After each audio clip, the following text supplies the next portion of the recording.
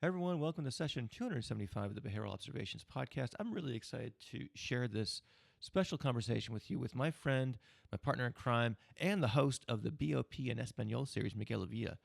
He joins me to talk about Spanish-speaking cultures and the practice of behavior analysis in those settings. And of course, because of my limitations, we have this conversation in English, so the majority of the audience can benefit from it as well. So, in addition to his day job with Essential for Living, Miguel's been hard at work, and he's recorded well over 10 Spanish language podcasts for this special series. So, in this episode, I turn the tables to interview Miguel for a change, and we talk about his experience as an immigrant to the United States. We talk about what constitutes the Spanglish, and try to guess at some definitions of what that might be, how he encountered behavior analysis originally, how he ended up at Essential for Living, especially leading efforts to translate those materials into Spanish. We then broaden the discussion, talk about where behavior analysis stands in various Spanish-speaking countries. As you hear in the podcast, Miguel has spent time in many of these places, both in Latin America and in Europe. So while he humbly claims to not be the ultimate authority on these matters, he certainly has gained lots of hands-on experience in these settings. A conversation like this would not be complete if we didn't talk about efforts to provide training and consumer protections via regulatory institutions in these countries. In doing so, we touch on organizations including QABA, IBAO, LABA, ABA España, the ABAI, SIG Español, AMPAC, and more. So long story short, there's lots to do in terms of supporting the profession of behavior analysis in these international contexts. And as a related point to that, Miguel will be speaking at the upcoming Puerto Rico ABA 2024 conference. It's coming right around the corner in October. As always, we have tons of links to the resources that we discussed in this podcast. And so you can go over to behavioralobservations.com and check the show notes out there.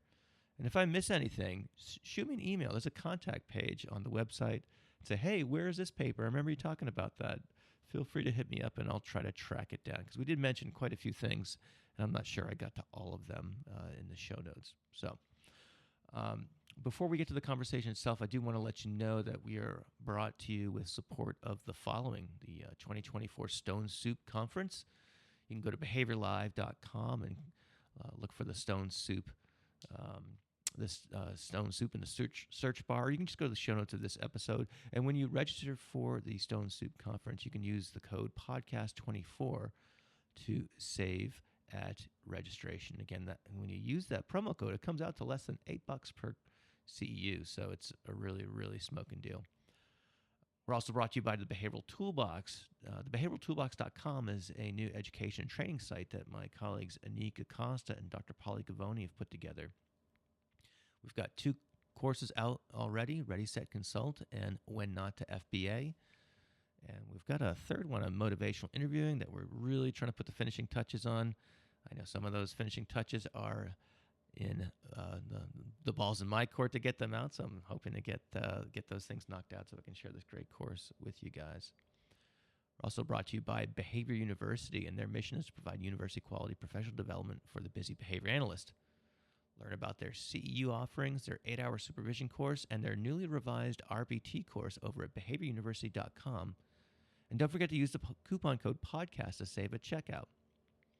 And while we're talking about CEUs, you can earn CEUs while listening to your favorite podcast guests. So if you want to get CEUs from the Behavioral Observations podcast, go to, behavioralobservations.com, click on the Get CEUs tab, and see what we have to offer there.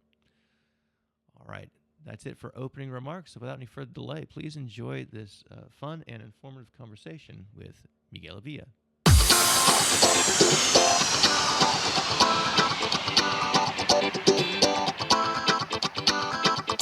Welcome to the Behavioral Observations Podcast, stimulating talk for today's behavior analysts. Now here's your host, Matt Sikoria.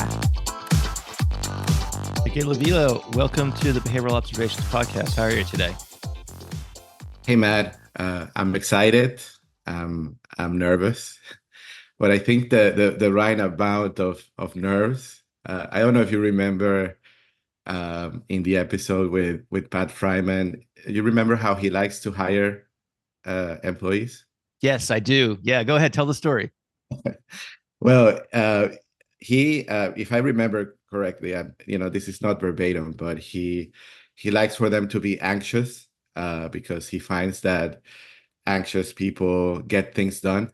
Mm-hmm. And so um, I think that's how I feel, right? Like the anxiety is motivating. It isn't, the paralyzing or the runaway kind. Okay, that's But it's good. because I care, because I care. And so it made me think about Pat Fryman. So, I know that I'm afraid of something that isn't dangerous. So, Okay, all right, yeah, yeah, good. It's yeah. a good reminder. Yeah, it's one of I think one of the things he likes to say is that nerves or anxiety, whatever you want to call it, and not the crippling, paralyzing kind, but the stuff that we all face when we, maybe do public speaking or engage in some other type of thing that has a risk to it, is the body's way of preparing for performance. So that's a reframing that I've leaned on at many a point in my career since hearing that. So I'm glad you brought that up as an important reminder. So Yeah, same. And I'm happy to be here. And as you know, I'm a longtime listener and fan of the podcast, and I'm happy to say now a contributor of this Spanish edition of Behavioral Observation. So um, I want to thank you, Matt, for entrusting me with the task and sharing your platform with me. It's been an honor to elevate the voices of other Spanish speaking professionals who I think are wonderful and impactful. And for me, the conversations have been so stimulating and informative. So I'm thankful for that, and I don't take it for granted. I don't take it lightly because I know this podcast is your baby, Matt. So well, I appreciate it too. And we're going to get into all those things you just listed off there. Mhm. And yeah, and I would just return the gratitude because you've done a lot of work. And for everyone in the audience who thinks, oh, podcasting isn't digging ditches. So let me just start with that. There are a lot more difficult things to do than podcasting, but it's also not binging Netflix. So it's somewhere between those two things in terms of effort. And I know you've put a lot of effort into making all these wonderful episodes. We have published at least 10 of them, and I know you've got a couple more in the can waiting to go. And you've just been very prolific in cranking these out. And I think that's a testament not only to your not only to you, but also to the Latin American behavior analytic community that is extended themselves to you. So to supply you with lots of interesting topics and interview subjects and things like that. So again, we'll get into that in a little bit, but first, this is the question. It's funny. I've known you for years. We've become good friends. We've spent some time together at conferences and whatnot. And I knew we were going to have this conversation on air at some point or another. This might sound super weird, but I'm going to say it anyway. So I know a little bit about your background, but I purposely held off asking asking about it in more detail. So now that we're here, I want to know how you got into ABA, and of course, I know some of your recent work history, but the audience might not. So bring us up to tell us how you first encountered it, and bring us up to speed with what you're doing these days. Of course, as you can tell by my accent, I wasn't born in the U.S. Wait, you're not from Minnesota? No, Venezuela, not Oh, Minnesota. okay. And yeah, so yeah, it's a common mistake people make. And so I moved to the US in 2002. I was 18 at the time, and I had just graduated high school. So I come from Venezuela. I moved around a bit growing up, but I was mostly raised in Venezuela by Colombian parents. Mm-hmm. Um, so even though, I mean, I'm 40 now, and I've lived half of my life in the US, I've always been connected to South America. I always come back. And what, of course, I'm connected to the culture. That's home for me, but that's where a lot of my family and friends are still. Friends I grew up with, and my some of my closest family and extended family are in different parts of the world right now, and some in South America still.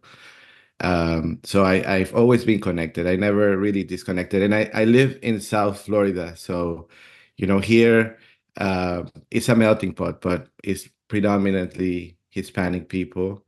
And, sometimes I say that, even though I resisted it for years, I'm fluent in Spanglish, right? Like if I would put it in my resume, and I was perfectly honest, I would say fluent in Spanglish, some English, some Spanish, because at this rate, that's my day to day. I speak Spanglish a lot at home, and in the community. Okay, so Um, for those of us in where we have kind of more one language cultures, poking fun at the northern New England, and this is perhaps representative of other parts of the United States. We use the term Spanglish in high school, like in my high school Spanish, to joke about how like we were not fluent in Spanish and therefore we interjected all these English words when we were trying to make ourselves understood to our teacher. But so if I understand you correctly, Spanglish is a real thing, and if you could just kind of describe what that is to folks like myself who are perhaps more ignorant of that. yeah, I mean, I guess it is a real thing. It's one of those things that, hard to define, but if you hear it, you know. And I guess it's if I had to define it, in my case, for example, I grew up speaking Spanish and then moved to the US. I had, I guess, a foundation of English, and so I had to, acculturate and become more fluent in English very quickly. Um, but then in this community in particular, you have people who are bilingual. A lot of people are bilingual and who have been here, and you think of, for example, Cubans and others who also migrated, and so same phenomenon. They learn the language, and then so they find themselves mixing their sentences with some English, some Spanish words, and it's just because that's how it comes to mind. It's how it comes to strength, right? And Mm-hmm. and people understand it that way. So it's kind of it at some point it becomes more effortful to just speak plain English or plain Spanish, and people respond effectively to you when you speak Spanish. So you it becomes shaped up over time. I know that some people, for example, I think a lot of the people that I meet in California, more in the West Coast, that are more like second generation, or in Texas, second generation Latinos, that they heard Spanish in their households, that they were born here and raised here, but they were exposed to Spanish, and so they had an ear for it, but never really had the necessity to speak Spanish. So some of them are I think different degrees of fluent in Spanish if they had to be, I see. but then yeah, but you see some that it's less frequent for them to throw in a Spanish word here and there, but they mostly are speaking English. I see. I see. So I think perhaps a lot of families who come to the U.S. might have a similar might if they're if oh, if they're abuelas in the household speaking Spanish, and they have to interact with her, and then they go to school and they go as kids and speak just English. I could see how that would be shaped up, and I've heard that a lot. Some of my now kind of distant relatives would understand Italian because their grandmother spoke Italian in the household, and they the line that I always got is like, I can't speak it, but I can kind of sort of get it, especially if someone speaks slowly. So yeah, language is fascinating for me. So Mhm. not so at some point or another, like I've told you many times, I've taken high school Spanish, and just to kind of break the fourth wall here a little bit, and let the audience know that you and I play this game about, like, you'll play an interview for me and I'll have to guess what region the guest is from, and I always get it wrong, but it's always fun to try. So anyway, it's just yeah, foreign languages are always fascinating to me, and it's been fun to host some foreign language programming on the podcast itself. So if you don't mind me being nosy, Miguel, so did what were the conditions under which you came to the States? What drove you to come here at 18? Did you come here for school, or was it something else? Well, I guess partly it was opportunity. My dad, he always traveled for work, and held different roles in different places of Latin America and the US, and even Europe. And so at some point he got a job here in the US, here in Boston.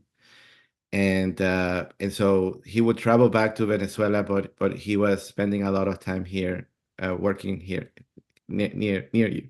Okay. And so at some point things in Venezuela politically went downhill around the time that I moved, with Hugo Chavez and everything that followed. And so I think my parents, they had the foresight, they knew things were going to go downhill. We had this opportunity. My dad had a work visa at the time, so he felt it was the right time, for us to become legal residents in the US. So he waited for me to graduate high school, and the rest of the family was brought to the US. We moved to South Florida, and so he brought his family, our family, gradually to the US. And it's funny because now I'm the only one who's here permanently, because they did then move on as well. Some of them, I have some family in Spain, some in Colombia, and some back in Venezuela. And my parents kind of float around a little bit, and so they're mostly nowadays they're mostly between here and Colombia. I So see. yeah, so it was, the timing was such that I built a life and a career here in the US. And I remember I at the time I was heartbroken. Of course, I had the same friends, the same friends and a good life for the longest time. So it was a bit abrupt for me. And so it took time for me to get over it. But then, this is home for me as well. I mean, I have been here, like I said, over 20 years, and half of my life. And so I'm happy to be here, in also because I feel still connected to home. I see. Got it. Got Mhm. it. And so what brought you to behavior analysis? The unoriginal story, accident, right? And I think maybe what I doesn't get told maybe as much is that it was not just an accident during my undergrad in psychology, but it was a rocky road at the beginning. I think, I don't know how predominant this is, but I have the feeling that a lot of people struggle at the beginning of their careers in behavior analysis, but it also opened up a world, right? I think I was completely naive, and so when it comes to the service provision and working with autism and developmental disabilities, that wasn't in my history, that wasn't in my background.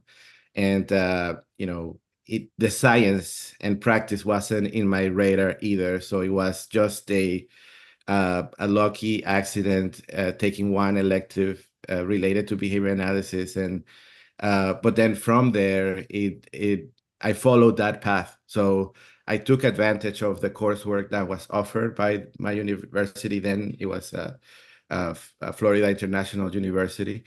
And so by the time I graduated from my bachelor's, I had completed the coursework that was required. So and had started my supervised experience. So when I say rocky road is because I think that just looking back, just having to do the exercise for this podcast and having done this maybe uh, for other people that I now interact with that want to know a little bit about my background, that it kind of weighs on me that I practice outside of my scope of competence, many times, I think, in my formative years. And I'm exercising some compassion here. I don't want to blame the learner. And so I know that I did my best in every position that I was in. um, I tried my best, but I think, looking back, when you struggle to reach outcomes, right, the critical outcomes, what you're meant to do, and you find yourself being reactive and putting out fires constantly, when you are in those positions, to a degree that you're not, you know, you could do better, that you need it, that you need more, and sometimes that's resources and in the form of competence, and so meaning you need someone else with the right competencies to supervise you, to mentor you, and that isn't always readily available. And I think that was the case, even though, I mean, I jumped from my initial job at a center-based program where, after 6 7 months, realizing that I wasn't really getting, they weren't holding my hand, they were kind of throwing me to the trenches, Mm-hmm. that I needed to move on. And then later in my career, I worked in a non-for-profit organization for like 5 or 6 years, and they provided services across the lifespan to people with developmental disabilities. So I got a lot of exposure there. It was pretty formative. I think that's where I finally got more formal training in behavior analysis and prepping to become then a BCABA. Mm-hmm. I certified in 2009 as a BCABA, and it was in already in that role where I was providing just being part of different programs for children, adolescents, and adults with developmental disabilities, and everything you can think of in terms of the services uh, that they have contact with across the lifespan. And um, some of the programs where I ended up, a lot of them we served um, individuals who had a history of pretty challenging behavior, pretty severe problem behavior, that they were kicked out of other programs, or not enrolled in other programs because of the severity of those behaviors. So again, it was very formative. And for those kinds of programs, you get access to a multidisciplinary team, people with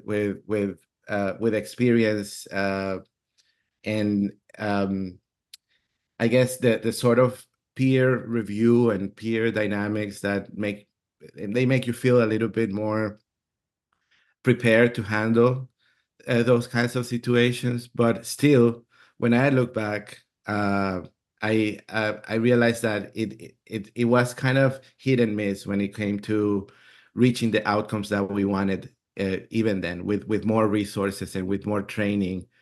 And so it was a lot of work, but I learned a lot. And I think spent enough time and found enough mentors that would put me in the direction of maybe elevating my practice somewhat, just getting a little bit better at it. And so I worked there for a while, and then followed a mentor who owned her own private practice. And it was around that time too that I decided to go back to grad school, because when I graduated from psychology, I jumped right into a program at Nova Southeastern University that was a mental health counseling / behavior analysis program. And honestly, I got overwhelmed quickly with the I was trying to make it in my current job, and also, it was a lot of work to keep up with the schoolwork. And also, I at the time I wasn't reconciling the mental health counseling philosophies with the behavior analytic ones. Today, I'm fascinated by how they merge. Yes. At the time, I guess maybe I was a little bit maybe dogmatized into them not, overlapping. Yep. And so that was a conflict and another reason for me to drop uh, the program, and so I continued working, and as a result, I worked as a BCABA for like 6 years or so before I went back to school. And I think again it was another lucky accident. I think in the sense that when I went to grad school, I soaked it all up, and I had some experience under my belt. So I think I took advantage of the coursework in a different way, and also got more opportunities because I think as a student it was noticeable that I had experience, and so I had great professors that saw things in me. I got the chance to present a poster at APBA, sponsored by that university, University of West Florida. That's where I Mm. went to grad school. And then Dana Beddick, who kind of was part of the team that ran the program and a professor there. She later in my career gave me the opportunity to teach there for a few semesters. So I loved doing it, but I just sometimes like at the time I could make some space to teach. But as I kind of moved around and had different jobs and responsibilities, it became hard for me um, to dedicate time to teaching. I hope at some point later in my career I get to do that. I have my eye in either teaching uh, those kinds of grad school courses, but also being a supervisor, a mentor. In the sense that I want to be part of the solution. I know these days there's a lot of criticism about the kinds of supervisory experience that Sure. people get, and or aspects of the coursework and what we concentrate in. So I know that I don't want to be the person just kind of criticizing, but offering some of the solution. It's just finding the time, right? Yeah, that's the struggle I think a lot of us face, right? Is we've got so many things we want to do, and make how do we set priorities? How do we, allocate our responding, I guess would be one way to would put it. Regardless of your title, if you are a behavior consultant who is working in or with schools and you are struggling and wondering why your interventions are not producing the desired results, you are not alone. Unfortunately, those tasked with improving behavior in schools are too often left to carry the burden by themselves. You are the behavior person, so you take care of it, is the unsaid mantra. But you can't improve behavior and the associated outcomes by yourself. In fact, creating sustainable improvement in student behavior almost always requires changes in the performance of the educators. I'm Dr. Pauly, and along with my colleagues Anika Costa and Matt Sikoria, we are designing coursework called the Behavioral Toolbox. In it, you will be taught strategies grounded in organizational behavior management for consulting in schools in a way that brings out the best in educators so they can bring out the best in the students they serve. If this sounds exciting, be sure to click on the link in the description to sign up for more information. Wow, so that's a fascinating history. So Yeah. I know, I think when you and I started to get to know each other, you were doing some work with PCMA. In fact, you and I ended up grabbing dinner together in Concord, New Hampshire, a couple of years ago when you were up here doing a training. Um, Mhm. and so you got to travel around quite a bit and see a lot of these facilities up close and personal. So that must have been an interesting experience. Yeah, I think another point of inflection in my practice came from that opportunity at PCMA. So I guess yeah, that's a perfect segue from where I was chronologically now, because from having moved to the non-for-profit to private practice to going back to grad school, it was around that time that I got offered the opportunity to work at PCMA. And of course, at PCMA, I learned all things crisis management, all things professional crisis management, um, and like you said, I traveled around, so I learned in training trainers and in consultation with a lot of agencies and professionals here in the U.S. and abroad, you know, what what better practices looks like in many places, and you know, some of the struggles that people face when trying to safely manage problem behavior while trying to teach or to treat this individual. So it was such a learning experience, just from the role I had, but also, as you know, I worked with Merrill Winston. Now uh, you are best buddies with Merrill. Um, One of the and most frequent contributors to the show, for sure. Yes, frequent contributor, a popular one, just a charismatic and popular speaker, and an outside of the box thinker. He can unpack anything and conceptualize it. He's great. He's really bright, and so because of that, of course, I learned a lot as a clinician from him. But as you know, with Merrill, a lot of his inspiration comes from training and consultation, and something bothers him or pisses him off, and so he then perseveres on it, and from that a process starts that ultimately leads to him having a well thought out presentation that just makes us all better, right? Oh yeah, Um, that's an interesting insight, Miguel. I'm glad you mentioned that, because obviously Meryl's been become a very good friend as well, and for those who are, I guess, in his circle, you'll get like you'll get like a almost like a machine gun burst of Facebook messages when he's like cranking on something. It's like I encountered this. It doesn't make sense. I have to make sense of this. The next thing you know, he's got a new presentation that he's cranking out. So yeah, that's a funny thing that you mentioned it, and I totally get it now. Hey everyone, I want to take a quick break here and let you know what's going on over at Behavior University. They've got some great webinars coming up. But what you need to realize is that if you go to behavioruniversity.com and click on their webinar page, a lot of these things sell out. Like, for example, this one coming up on Wednesday, October 23rd, Co-Elevation with Parents, Mastering Parent Training Together. What an important topic. And boy, it's sold out. So maybe it'll be available as an on-demand CEU down the road. But if you go over to behavioruniversity.com and you see a webinar, you're really going to want to jump on it. Some other ones that do have some availability that are coming up is this one sounds interesting. CBD and Me, cannabidiol. I'm not even sure if I'm saying that right. On problem behavior in autistic children.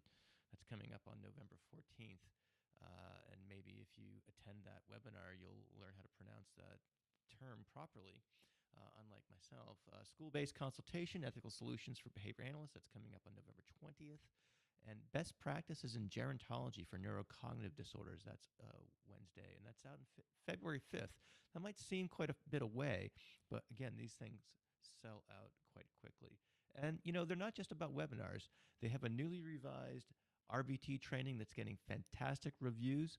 We've got supervisor training courses, and of course, as I mentioned earlier, on-demand CEU events.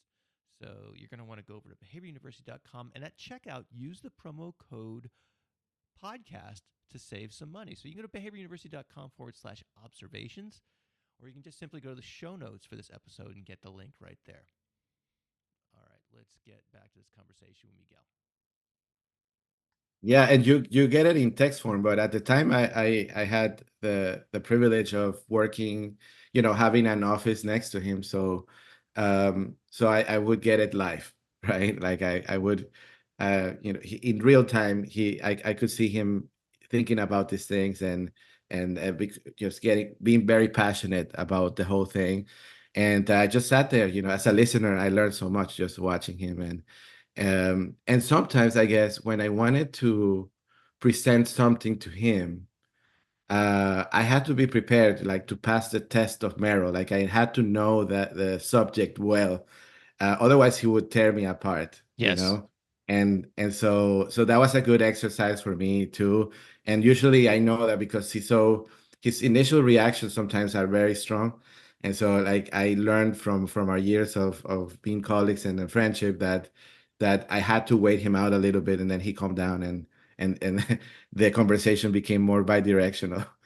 But but yeah, I mean, bright guy, generous, and just the things he has to say, the things that he has to offer, I mean, are amazing. So Yeah. and that was part of the reason I looked for that opportunity at PCMA, because I had that admiration for his work and his thought process. Right So on. yeah. And Mhm. and again, we're going to get to the BOP and Espanol stuff here really quickly, Mhm. but I do want to hear more about what you're doing currently, because I know you transitioned from PCMA and you're working with one of the most beloved people in our field, Dr. Pat McGreevy, Mhm. and of course Troy Fry and the rest of the crew at EFL. So tell us a little bit about what your role is there. You've been there what a year or two by now, or maybe Yeah, it's longer. I don't been, know.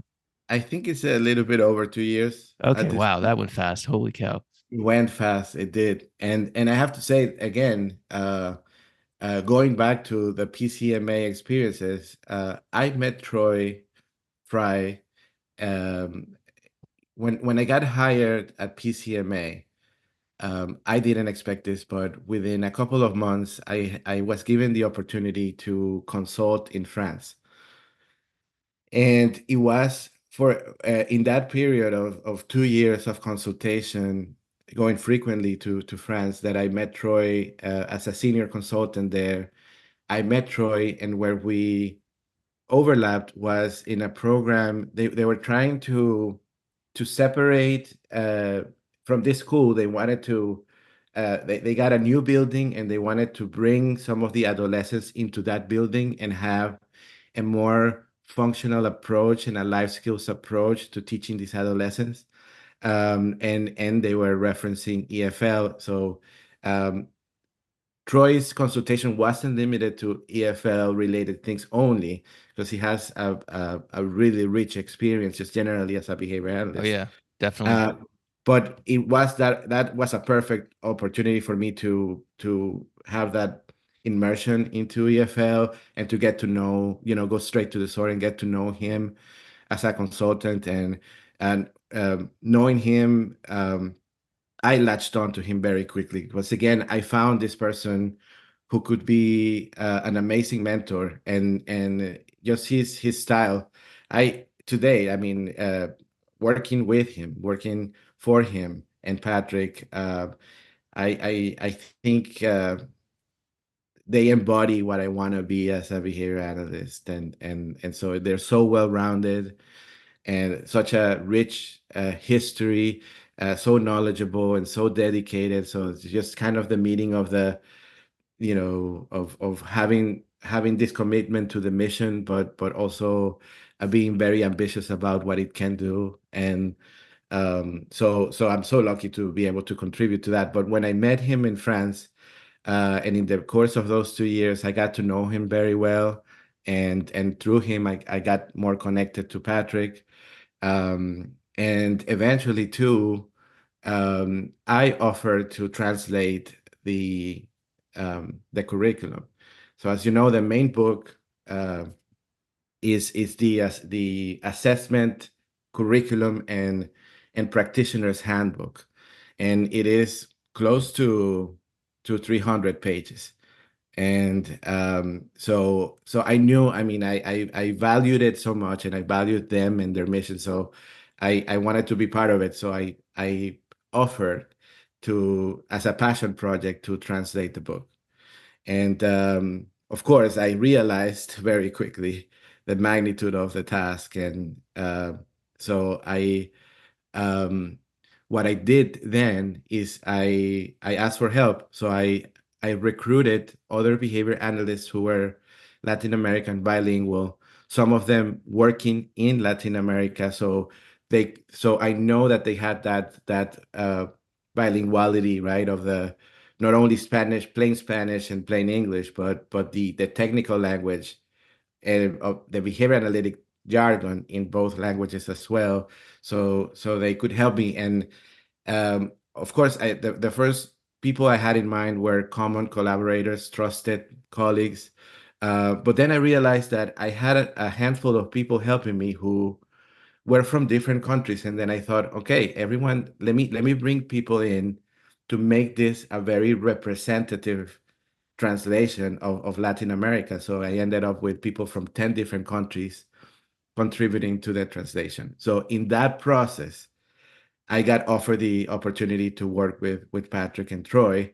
And so, of course, the first order of business when I joined is to accelerate that translation and disseminate it. And so um, so yes, I did that. I pushed my collaborators to move quicker, help them translate, and then I took care of all the editing, all the formatting, and all the coordination of with Patrick in terms of the publication itself, which is a lot of work in and of itself to find, printing, fulfillment, the distribution, and in Latin America. Um, so I finally joined EFL, and I guess my role isn't limited to working in Latin America. I'm a trainer, I'm a consultant, and I'm helping with these larger projects for EFL as it's as EFL is growing and becoming largely international, and all the things that we aspire to be in terms of um, allowing the curriculum to become more adopted by professionals. Because I think we are realizing a lot of people get really excited about the curriculum, and then they get this intro to EFL, but they need a little bit more in order to be able to become fluent Sure. in the use of the curriculum, because it's so extensive and it can offer so many things in terms of the population served, and to be able to become a person who can conceptualize uh, a vast amount of cases, and all the implications of that, all the intricacies of the implementation. It takes a lot. Everyone, I just want to take another really quick break here. And I know, I mean it, I promise this will be a quick one. But I've added a bunch of new CEU events over at behavioralobservations.com/get CEUs. So go check out what we have to offer there. Getting CEUs with the podcast is incredibly easy. I get lots of great feedback from customers on it. And again, it's a really great way to learn while you are in during your commute, maybe during your workout, walking the dog, who knows. It could be just about anything. But if you want to learn through this format, just go to behavioralobservations.com, click the Get CEUs button, and see what we have to offer there. And again, if you've purchased them before, first of all, thank you. And then second of all, come check out what we have put up most recently. So we do have new events, new supervision events, new ethics events. So go check it out there. All right, let's get back to Miguel.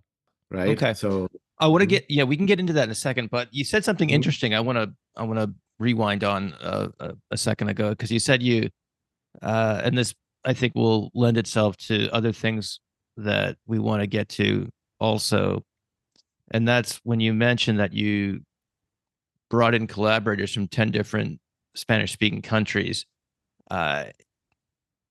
And so I'm going to ask this question, and maybe out of pure ignorance, and you tell me, whether that's the case or not. But I have to imagine within the broad category of the language that we refer to as Spanish, there's and I know we were joking around about Spanglish earlier, but taking it perhaps a step more seriously, I suppose, would be that did you have to navigate different dialects, or in this region we call this that, and in that region we call this something else? As the editor, if you will, of all those disparate sources, did you find yourself having to make some decisions about where to come down on what the terminology and things like that? I just have to imagine, and again, let me know if I'm going in the right direction here, but that must have been an interesting you are. or maybe difficult task of trying to integrate all these various sources and then also have a product that is going to speak to people in various countries who speak Spanish but might speak it a little bit differently. Sure. Yeah. I mean, you hit the nail on the head. It was certainly um, a hurdle, right? It was an obstacle that was unexpected, or I didn't know that it would. Um, it was eye-opening. It was it was kind of a discovery process. Um, but I guess I could put it in two ways. Like one, when it came to the technical language, uh, the task was to find um, materials that were already translated, so textbooks and articles that were already translated. And so we found, for example, some of the work that was translated by ABA Spain and or ABA ABA España, and they had a glossary of terms. So I guess they had some head start in translated different things. And but I wasn't convinced that we had conventions in Latin America. I knew that there were people using the terms in different ways depending on the region, and just natural variation of how people chose to arbitrarily to use a term. So I wanted to find some sources where we could come to some sort of consensus as a group. But when it came to the colloquialisms, the lay language, we we had a lot of debates. I'll give you an example. For example, the word car. Car in Spanish, the way I would say it is carro, right? Mm-hmm. Very similar, carro. But some people, if you go to Spain, they would call it coche. If you go to Argentina, they would call it auto, right? And so if I said carro to someone I think in Chile and Argentina, they thinking of carriage, right? So it's kind of ridiculous that you're trying to talk about car, but you're thinking, I don't know, Cinderella or something. So I had to reconcile that with them. It's like, well, which out of this variation seems like would be accepted by the majority of Latin American readers that get that contact there. But then at some point, I also thought, well, it's more function over form, right? Like, even if you call it differently, the context of the sentence allows you to interpret the word. So you don't get the words in a vacuum. You get it in a paragraph. You get it in a sentence. So sometimes when we couldn't come to a consensus, I would put carro slash coche something, or in parentheses or something, right? So for different readers to understand what was said, if I felt that was needed, more thinking more function over form. Sure. But it was fun. It was interesting. Like I find myself both frustrated and laughing when because of course that delays some of the translation. And I expected some of that occurring, but not that it would occur so frequently in the process. And yeah, that's a good question, Matt, because All it right, did. cool. Thanks Yeah. for elaborating on that. Yeah. And I suppose that's as good a segue as anything else to talking about the I guess for those of us who don't know a lot about it, can you tell me a little bit about the the Spanish speaking behavioral analytic community in general? Like Mhm. I know you did an episode um, uh, with some fellow Venezuelans about uh, the behavior analysis in Venezuela, and I know there are other programs elsewhere in the Spanish speaking world and things like that. So, can you give those of us who are totally clueless about this like an overview of behavior analysis and kind Mhm. of in the Spanish speaking areas of the world? Yeah, sure. Well, first, like a disclaimer I would give is, of course, like I'm not an authority in this. Like I'm just sharing from my Yeah. experience, having worked in Latin America for a while, being connected to it. Um, but and so I'm sure that I have a lot of blind spots, Okay. right? And but Duly um, noted. But yeah, yeah, yeah, just tell us based on your perspective then. And then if yeah. someone wants to add to that, we're both pretty easy to get a hold of. Yes, of course. And I mentioned that, but I also wanted to maybe mention I'm gonna base my answers a lot on my experience, but also recently a group of colleagues came together to write a manuscript for behavior analysis in practice, where we talk about the state of regulation of behavior analysis in 15 Latin American countries. And so that hasn't been published yet. It's under review. So, we've been provided a lot of feedback, and so we've had a lot of iterations of that paper.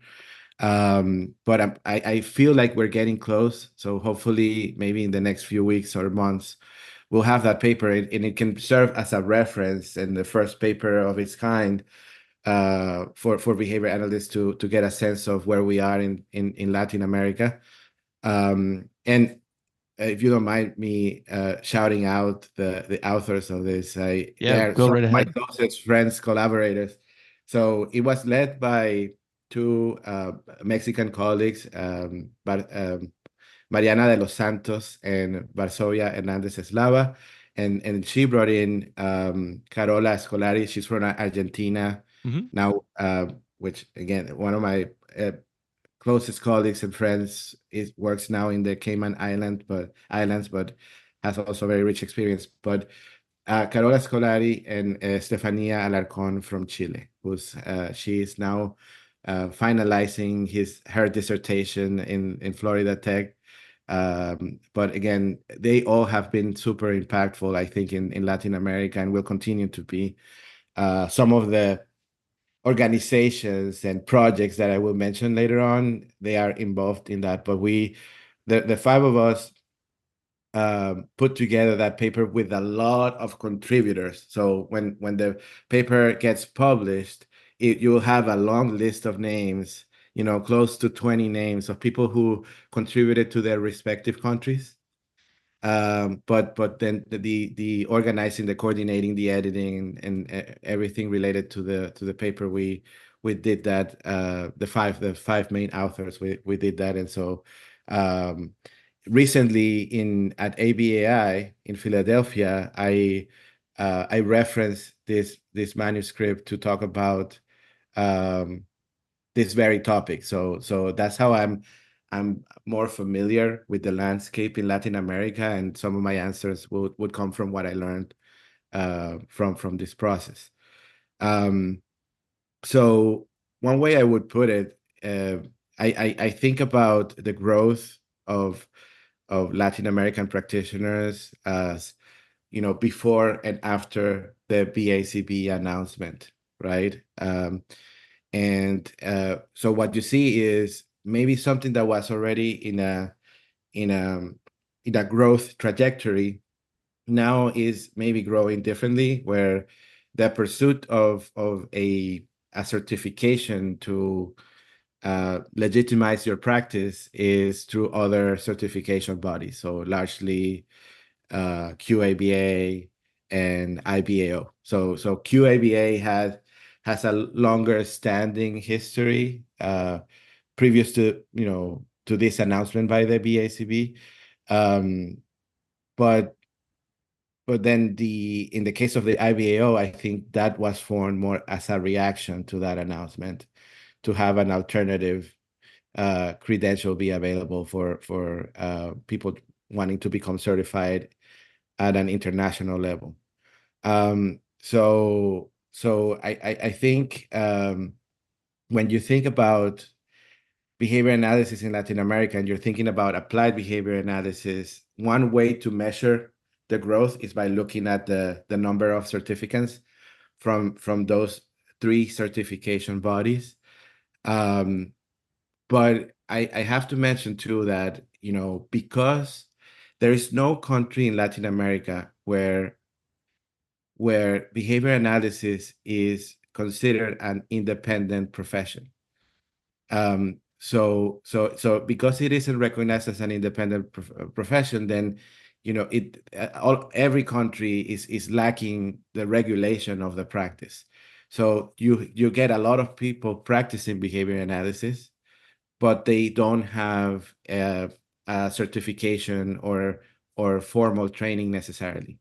Some what people that you see practicing behavior analysis, they do it under the umbrella of a different discipline. So psychology, speech and language pathology, OT, some educators, they seek additional training in behavior analysis, and some of but they're working under that umbrella of that school, let's say school of psychology, and so it's difficult to capture from those disciplines who's practicing, right? If you wanted to get numbers or get a sense of who's practicing behavior analysis. And then also, I think that historically, there have been people who have been very involved in behavior analysis as researchers and professors in academia. So these professors or these researchers, they may not have a BACB certification, right? But they have been exercising, or they have been practicing in some way as behavior analysts for decades. Sure. And since you mentioned Venezuela, yes, I had Corina Jimenez Gomez, another frequent BIP contributor of the podcast. Yeah, definitely the MVP of. I think you've interviewed her perhaps more times than I have, and she's been on the regular feed quite a bit. So yes, thank you, Karina, if you're listening to this. Yeah. I mean, and Huge I shout mean, out. huge, and she's a powerhouse, and she's been so prolific, and again, like the things she has to contribute are so topical and important. But so she wrote a paper with Mirari El Coro and Amalix Flores, who they're both Venezuelan, or the three of them are Venezuelan, and the three of them had a history of studying behavior analysis, or uh, uh, to be more precise, they studied psychology in Venezuela, and and within the School of Psychology, studied behavior analysis, and I learned from them that there is this rich history of behavioral analysis of Venezuela that is unrecognized and unknown. So they are both doing the job of letting us know of this rich history, but also kind of highlighting the role of women in that space in behavior analysis that were instrumental to them and to many in Venezuela.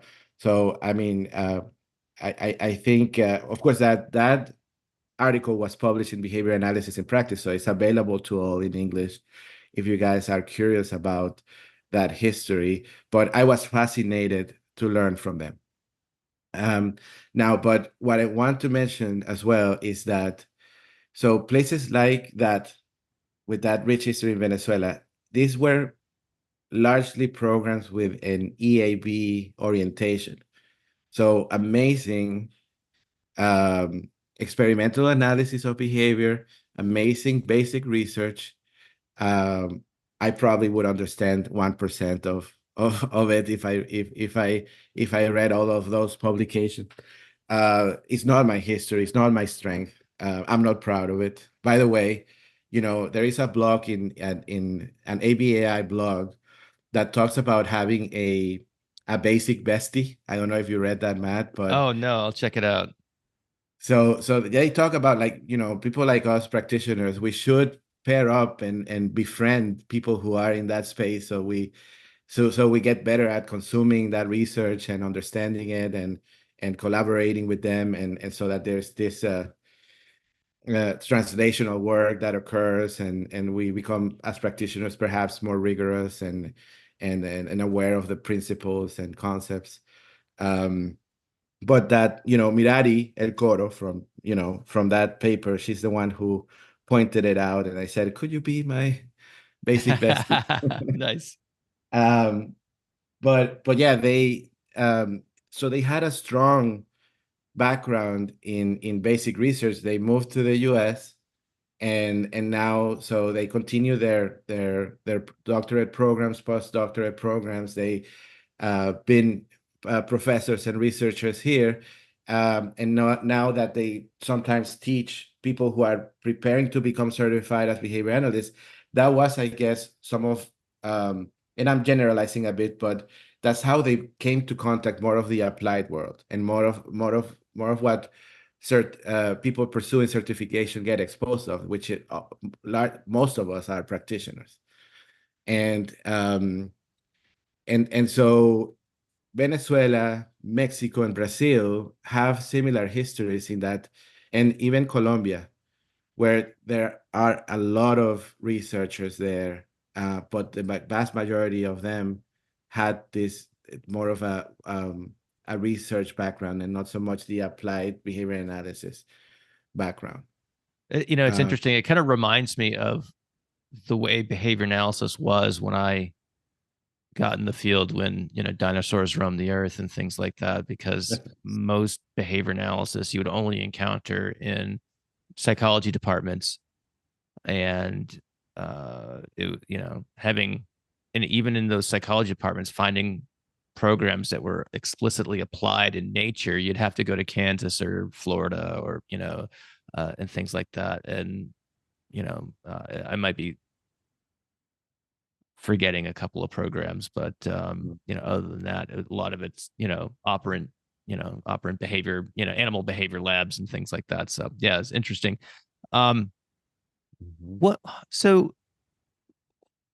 What are, you've already mentioned a couple, but just for people who are interested in maybe learning more about this, what are some of the major behavior analytic organizations in the Spanish speaking community? I know there's the, LABA or LABA. I'm not sure exactly, what the shortened version of the acronym is, ABA, España, and things like that. Are there others of note, if people are listening to this and they, kind of want to learn more, or aside from tuning into the our little special series on the podcast here, and reading the occasional special series and behavior analysis practice, etc. What are some other ways people can contact communities that feature behavior analytic or support behavior analytic practitioners from a Spanish language perspective? Yeah.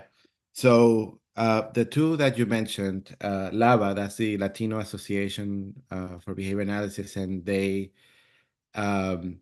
housed in the U.S., right? So they do uplift the voices of Latino behavior analysts, mostly here in the U.S. Or so far, that's been most of the work that they have put out there, and so they're led by Jose Rios and Isaac Bermudez, and I'm forgetting the name of someone else, but it was co-founded by three of them, and they've been doing great dissemination work and mentorship work. And Aba España, yes, you mentioned. So if you don't think Latin America but Iberoamerica to include Spain, then Javier Viruez Ortega was in the podcast. He co-founded Aba España, and they for the longest time had, were kind of innovators in having coursework in Spanish. And then other universities in Latin America follow suit. And then in Spain, there's another program also called ABA School. But of course, what happens in relation to university programs is a lot of these programs were verified course sequences for a time, and then they couldn't renew because of the BACB's departure. So some of them stayed, but no longer a pathway to BACB certification, and some of them were disbanded. So there were programs in Guatemala, in Chile, and in other countries. For example, there's still one in Dominican Republic, in UNIBE, or Universidad Iberoamericana. There are programs in Brazil, in Mexico, that are still in existence. I'm sure I'm forgetting, but when it comes to professional organizations, historically there have been some, for example, some ABA affiliated chapters that I think they have some of them done their modest efforts to try to establish themselves in their country. Some of them having a more difficult time than others. Like, for example, ABA Colombia are an affiliated chapter. There is a Brazilian group that is an affiliated chapter. So in Brazil, there are two groups, and one that is maybe has a longer history, but then the more recent one, again, I think is led more by practitioners. So again, in that, with the growth of the market and the growth of practitioners in Brazil, wanting to promote standards and wanting to, at some point get into the direction of certification, better practices, closer to regulation of higher standards and things like that, and disseminating behavior analysis and teaching behavior analysis.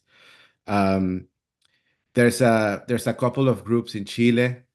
One of them, again, is recent, and maybe 1 or 2 years old. They're forming, right, organizing and starting to do some work as a collective.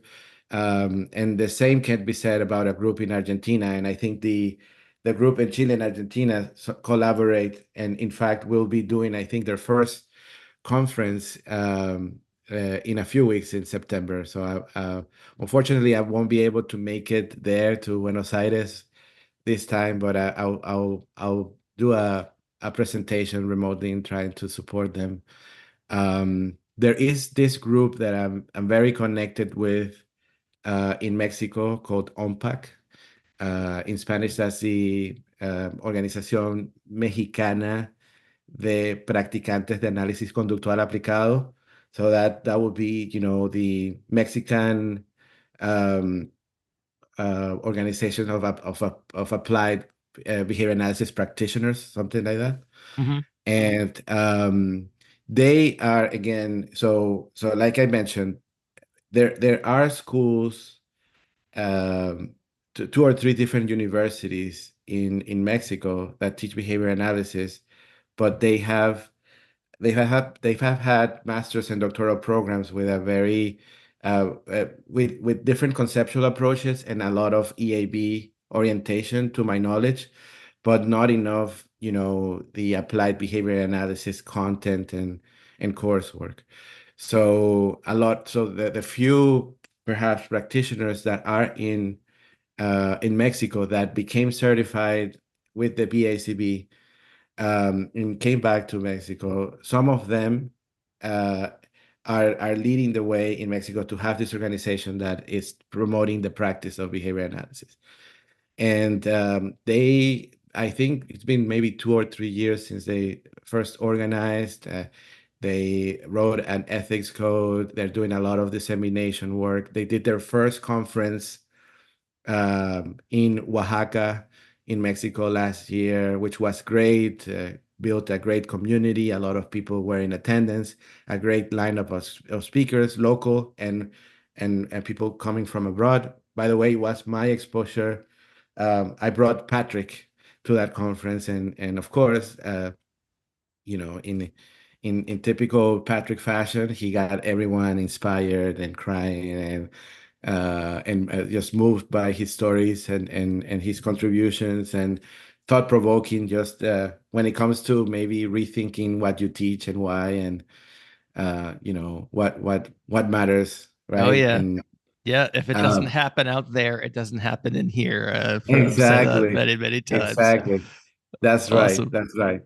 So let me And ask you this. So it sounds like different regions and different countries are assembling their own individual organizations, and I don't know if governing body is the right term or not.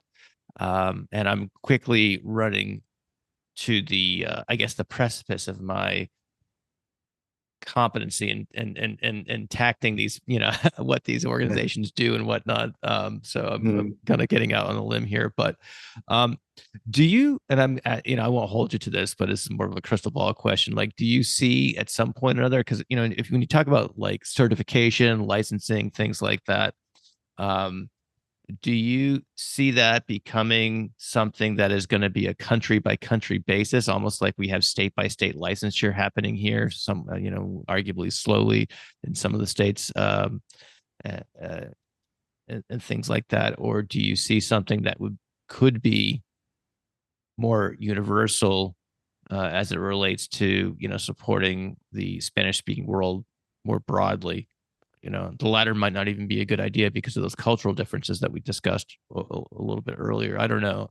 So I, I'm not sure if there's a question in there for you to respond to, but I'm just kind of curious what your take on this might be going forward, having, traveled in these areas, both professionally and obviously quite literally.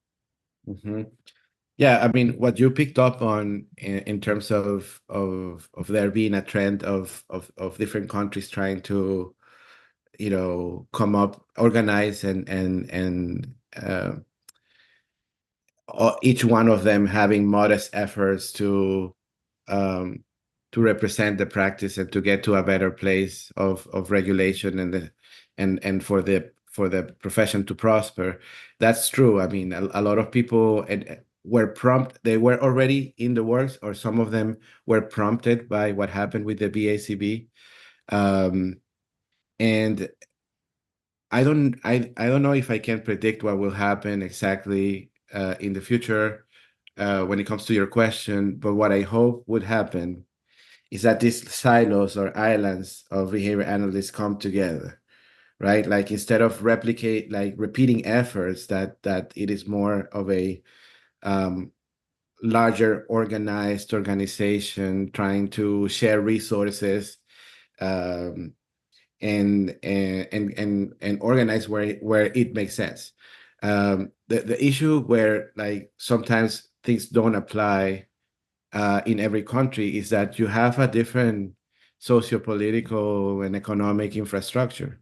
So some things can be very idiosyncratic. And so, for example, something I learned in this process of writing this paper, um, if you wanted to consider bringing funding through insurance for the provision of behavior analysis services, you in Mexico, for example, you could not replicate what was championed here in the U.S., where all 50 states now you can get services through private insurance, because in Mexico only 2% of the population get access to private insurance. The rest of the population is government funded. It's in the public sector. So if you wanted to make something happen, you wouldn't do it in the private sector. You would try to find your way into law, into the government systems, and then get the funding through Okay. through that. And so so that is, but there are countries perhaps where you could do something similar to what was done in the US. So I guess the task now is to try to find, like, what can we learn from what the BACB did, for example, what the professional organizations have done in the past in different countries or at an international level that still applies, and what do we need to rethink. Of course, there's the cultural implications of, when you have an ethics code, do you need to rethink also the codes and the writing of this and the guiding principles of this? Would it change depending on culture? And then another thing that comes to mind for me is, here, something else that was championed is that, behavior analysis became this sovereign kind of profession, separated from psychology, and people kind of championed that, to have this wholesome kind of profession.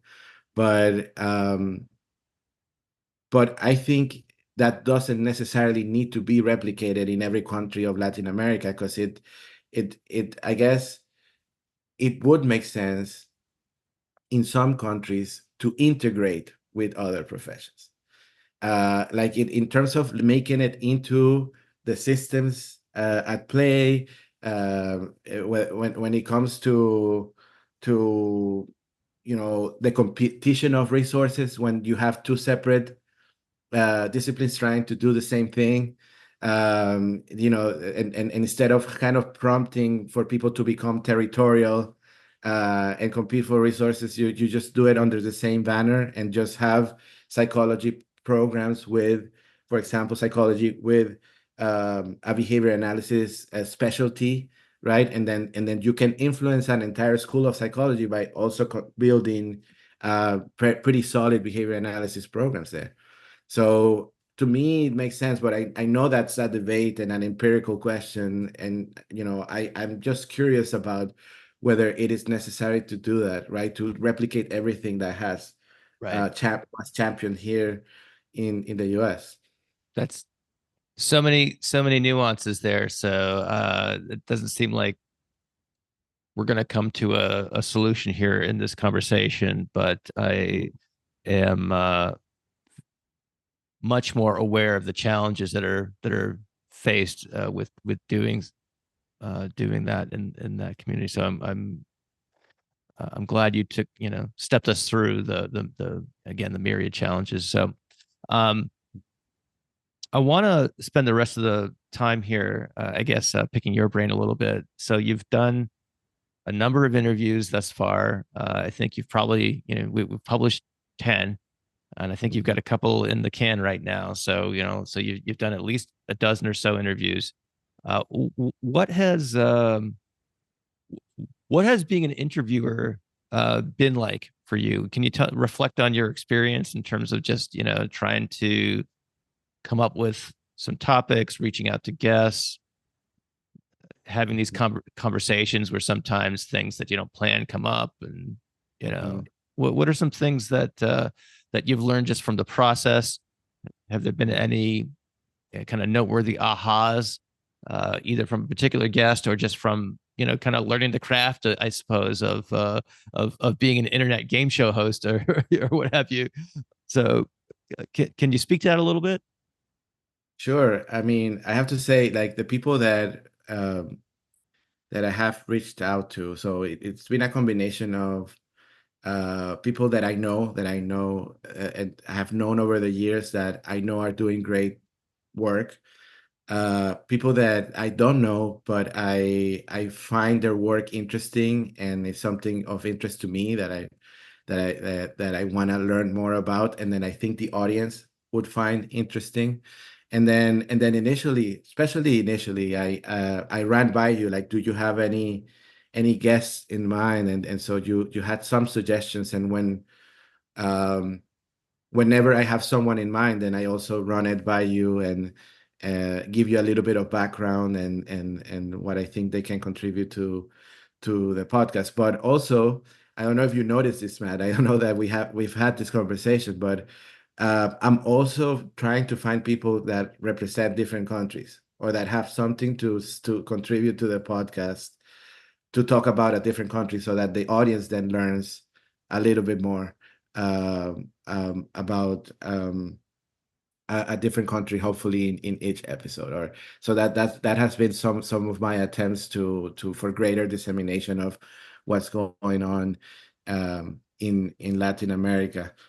And the experience for me, I mean, I've learned a lot from the coordination piece, and leaned on you to know how to reach out to these people, and really, like, the fact that your podcast is so well established. People a lot of times, they know, and that they know about it. They know the privilege, the opportunity they're getting to be able to speak on the platform.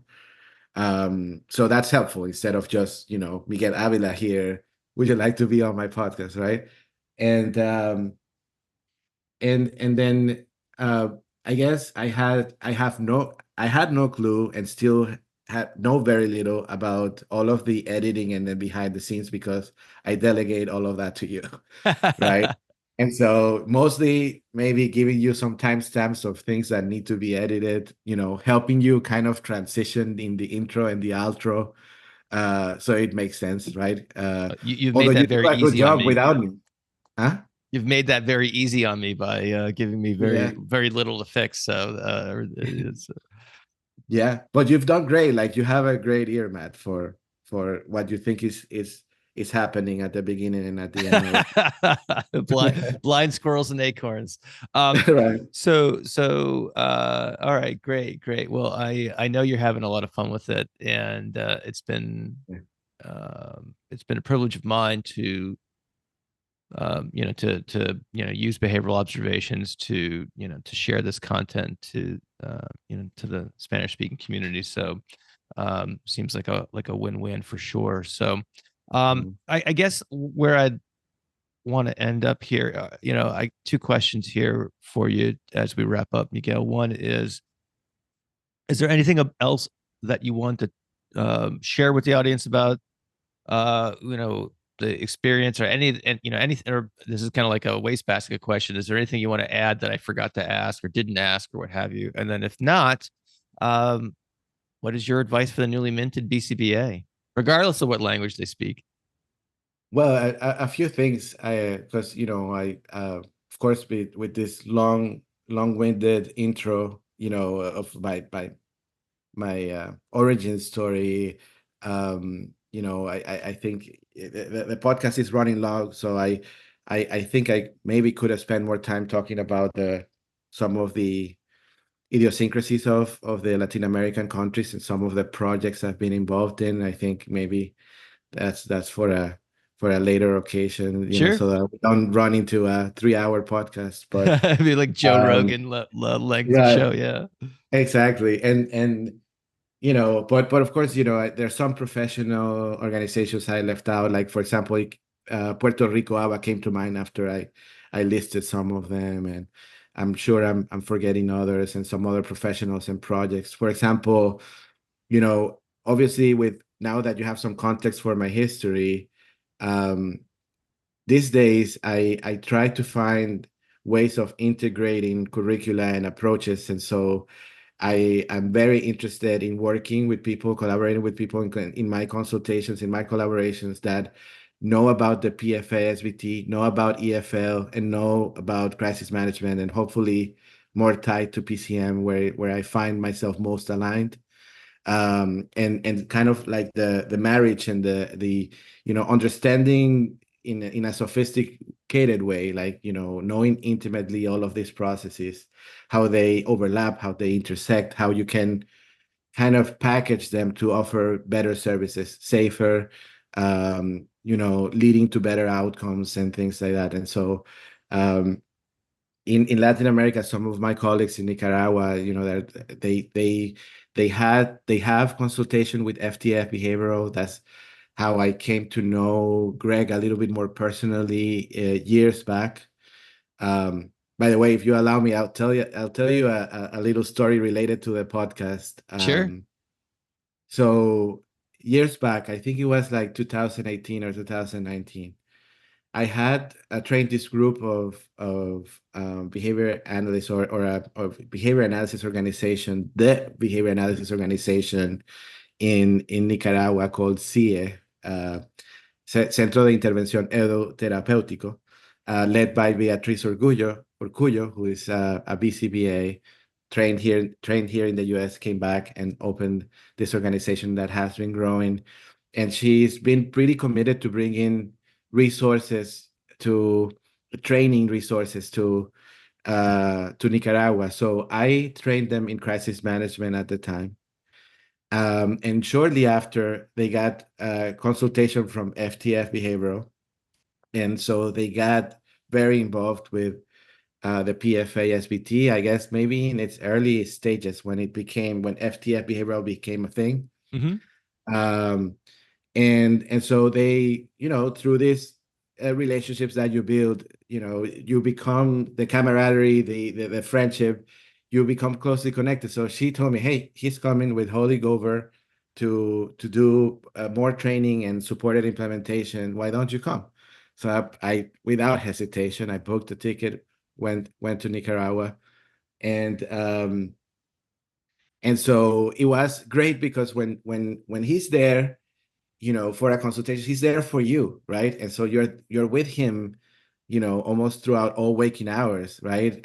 Learning from him, interacting with him, hanging out with him, and his colleagues. And so it was my way to get to connect with him and know and have meaningful conversations, which was great.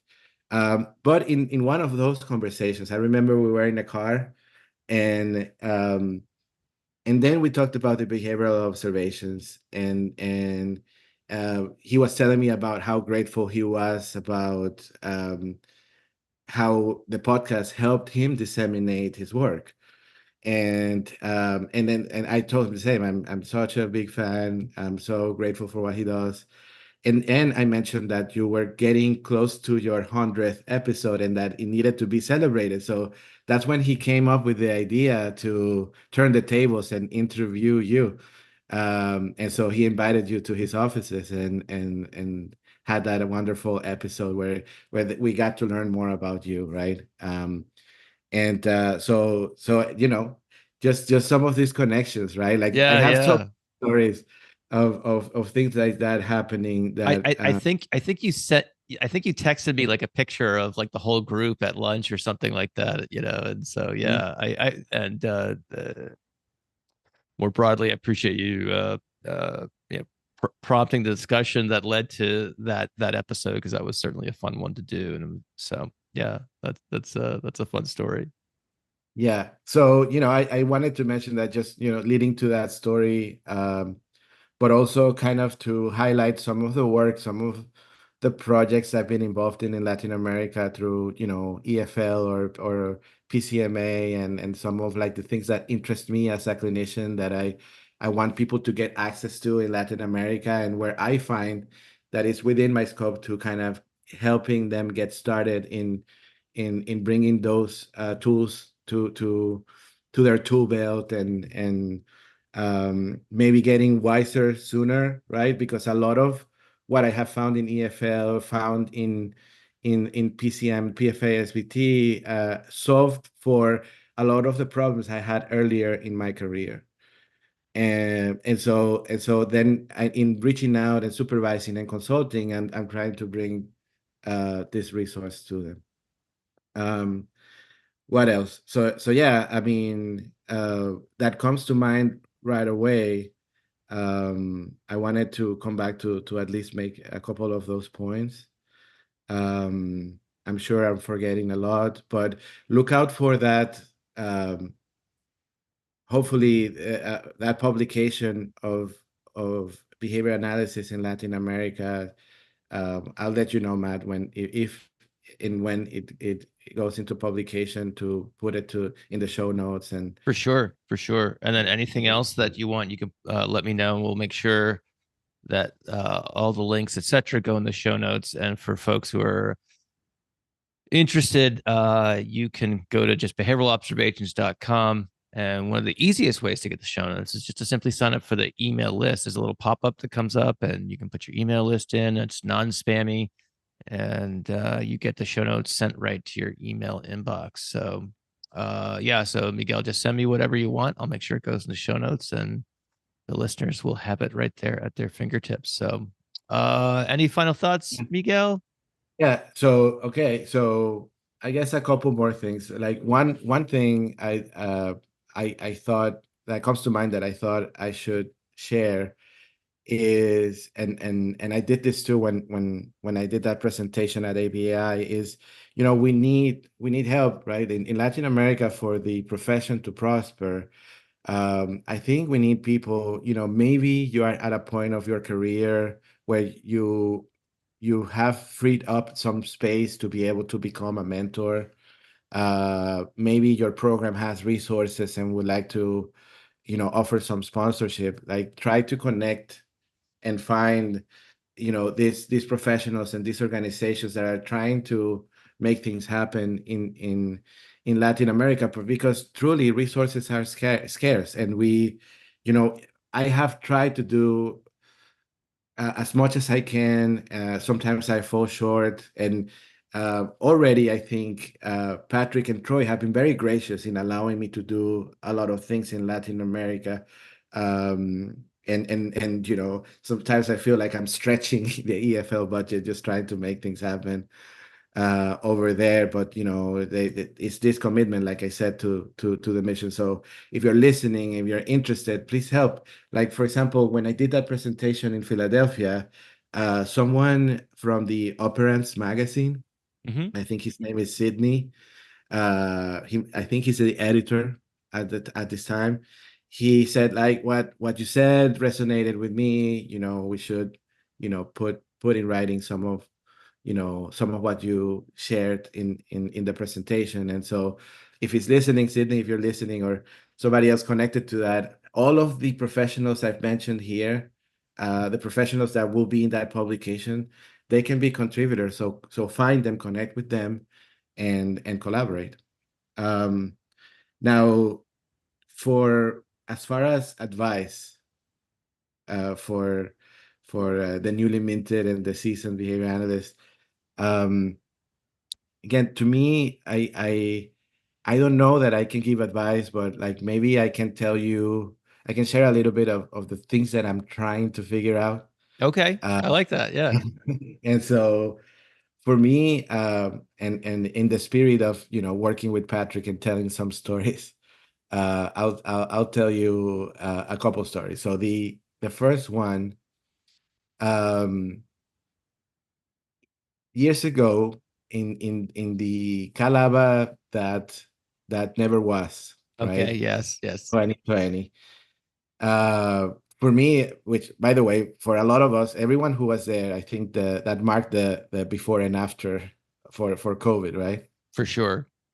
And, Uh, and just for folks who may not be aware what's happening, the California Association for Behavior Analysis had their annual conference scheduled, and it was right when the pandemic hit, and it was canceled at such and they were trying to pull it off, or trying to, and this is back in the days when the public health messaging was not entirely clear.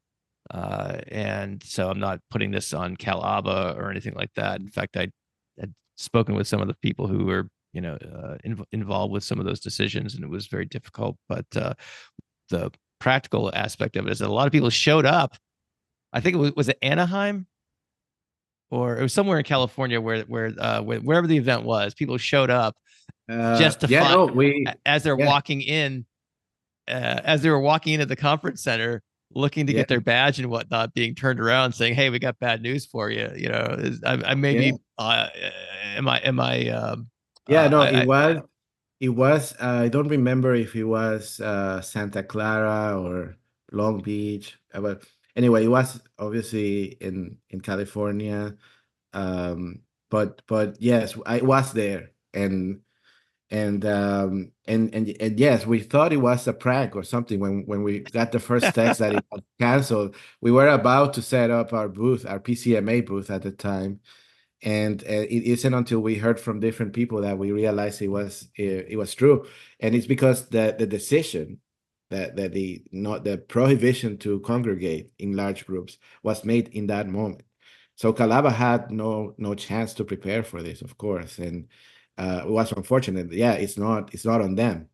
But like like many of other people, everyone then when they realized this was happening, were trying to find their way back home, right? I had to travel back to the opposite coast to get home. So I didn't find a flight until the next day.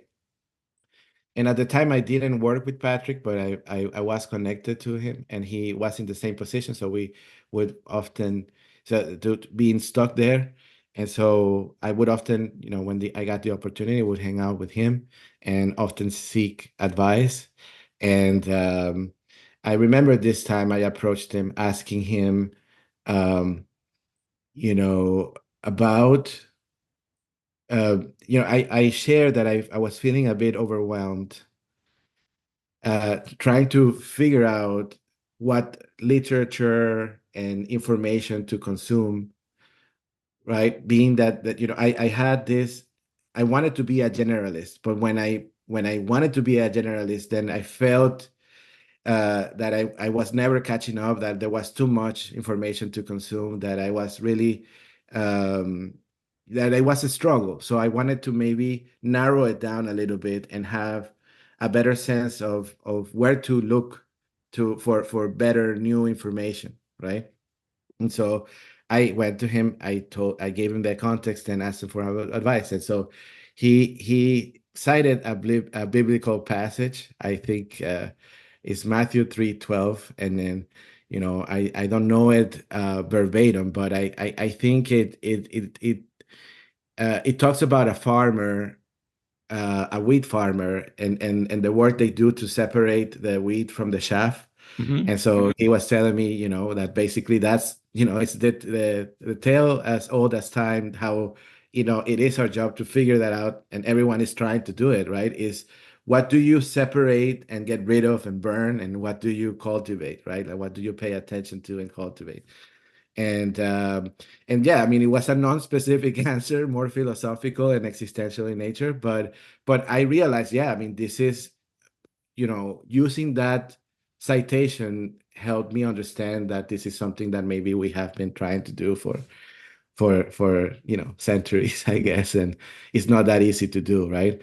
But I tried, like, I guess that's a skill set, right? It's trying to figure out what matters and how to allocate your time, and when it comes to your profession, your skill set, um and so I'm figuring that out, and I guess I don't know if anyone listening would is in the same place, right? But that's the job, right? And then the other story is another Pat, but this one is Pat Fryman, right? And so I guess there are a couple of things that I think go hand in hand with what Patrick suggested.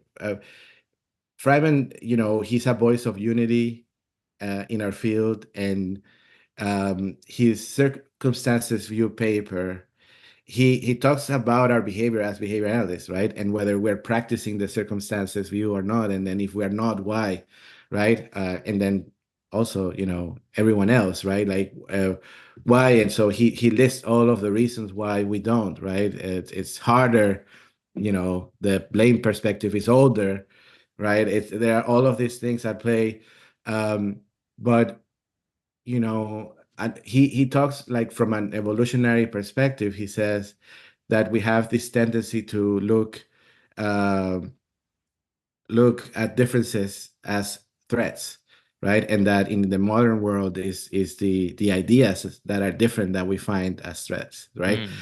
So basically, we his suggestion is resist that evolutionary tendency and build the skill set of discerning and finding similarities in the other, right? So when you see someone different idea, right? You apply the circumstances, you become curious, you maybe try to find, maybe it's a different way of saying this, maybe it's a different language, a different jargon, but there are ways in which we come together and in which we may be trying to do the same thing or accomplish the same things, right? So for me, tied to what Patrick said, is that it's hard to find what matters and where to allocate your time when you're learning, when you're training.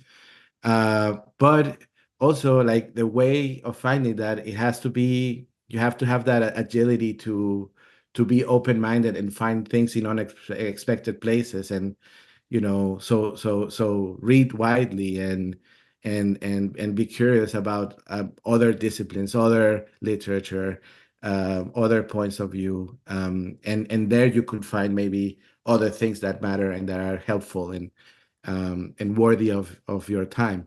So I mean, I don't know how to do that exactly, but that's what I'm trying to figure out, and I found it, at least it was funny to me that it was kind of two Patricks Right. get excellent advice. And then I remember too, even in this podcast, another podcast story, when Fryman did the Q&A that was recorded Mm-hmm.